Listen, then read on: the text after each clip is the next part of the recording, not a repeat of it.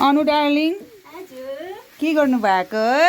यो आज हामीले बँदेलको मासु पकाउँदैछौँ।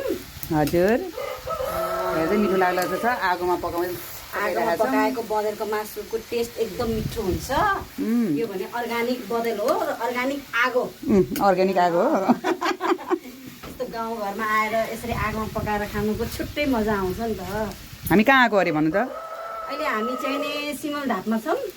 हजुर हाम्रो प्यारो विक्रम दाईको साथी दिलीप दाईको घरमा छौँ र हामीले आज खाजाको रूपमा बँदेलको मासु, भुजा, चिउरा, चिउरा, चिसो खाने अनि एकछिन गफसफ गर्ने रमाइलो गर्ने आजको दिन हाम्रो यतै बिताउने सोचका साथ। कस्तो लागिरहेको छ त तपाईँलाई? एकदम रमाइलो लागिरहेको आमकी नाम त भयो थियो तर आएपछि राम्रो लाग्यो होइन? कसको मेहरबानी?